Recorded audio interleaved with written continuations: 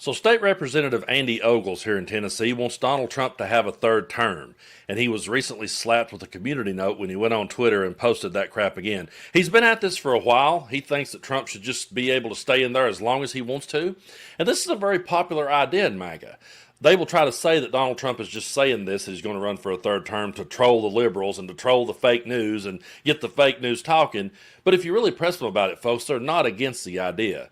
They're perfectly okay with Donald Trump sticking around for the rest of his life. And whoever follows him, as long as they push their agenda, they're perfectly okay with that person remaining the dictator. That's why they have no problem with the gerrymandering that's going on.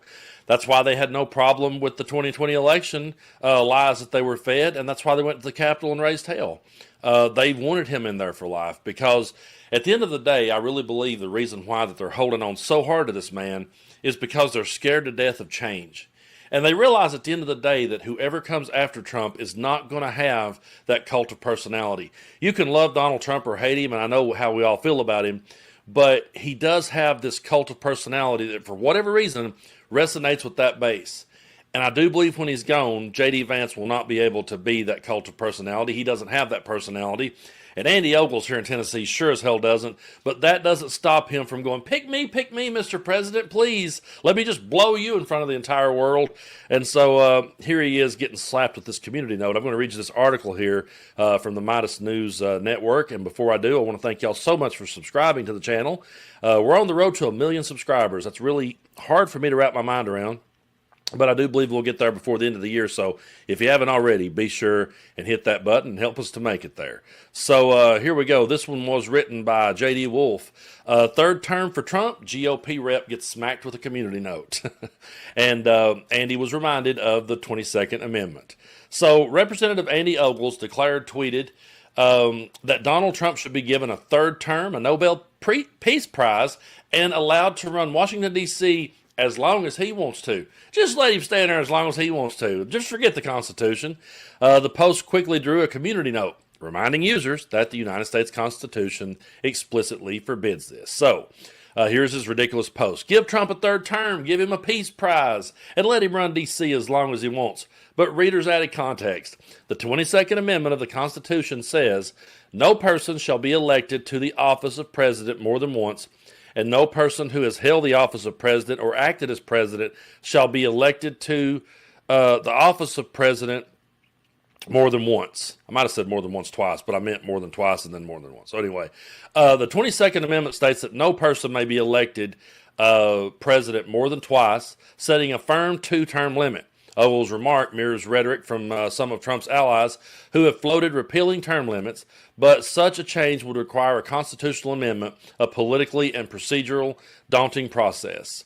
For now, the law remains clear. A third-term presidential term is off the table, barring a change to the Constitution or the ignoring of it. And that's kind of the whole point, isn't it? I mean, do you think Donald Trump gives a damn about the Constitution? I mean, he's ignored it this entire time. And I'm not a religious person. I'm agnostic. But still, when he came time to swear in, he didn't lay his hand on the Bible. So he didn't actually, do that. He didn't put his hand there. And I don't think he had any intention whatsoever of upholding the Constitution. And I don't think anyone in MAGA does.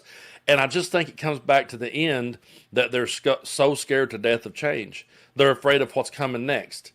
And they realize that once he's gone, no one is going to be able to sit in there and fill that void and get them all of the bullshit they want. A friend of mine said something to me years ago, and the deeper in the weeds we get with this, it definitely comes back to my mind. So shout out to my good friend.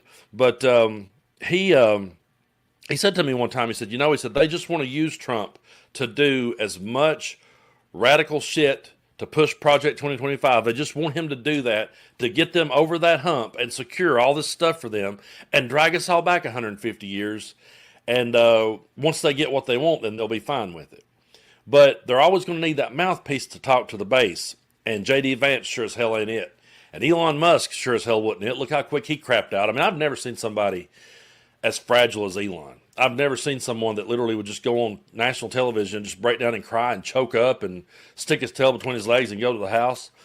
So there's no one out there that could carry that banner. Maybe later on they might be able to groom Barron Trump into just standing up there like a robot and talking, and people would get behind it. I mean, at this point, people would allow Donald Trump to be president even if he was in the grave. I really believe that. I believe they would vote for his corpse because they're just that obsessed with him, and they're just that obsessed with their way of life, and they're just hanging on to it as hard as they can be. But I'll never understand their thinking on it because I don't like the idea of not being able to vote again. They're happy with it. Remember when Trump said to him, oh, don't worry about it, I'll fix it. We'll fix it to where you never have to vote again. That's what he's doing.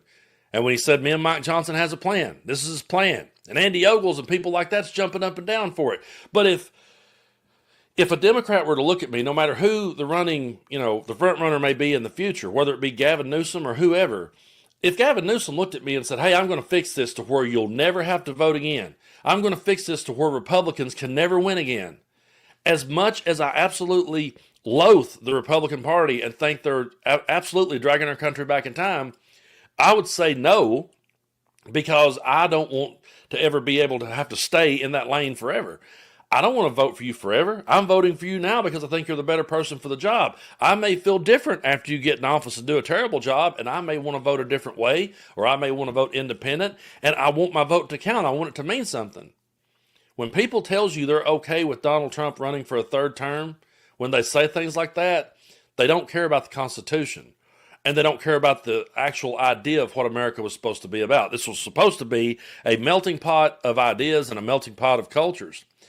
And a lot of what we have seen happen over the last 10 or 15 years has been completely misrepresented and misread in the news. The way that it's presented to the public is completely backwards. You have these comedians out here yelling about, oh, we've been canceled. No, you've not. You've not been canceled. You still have a Netflix special.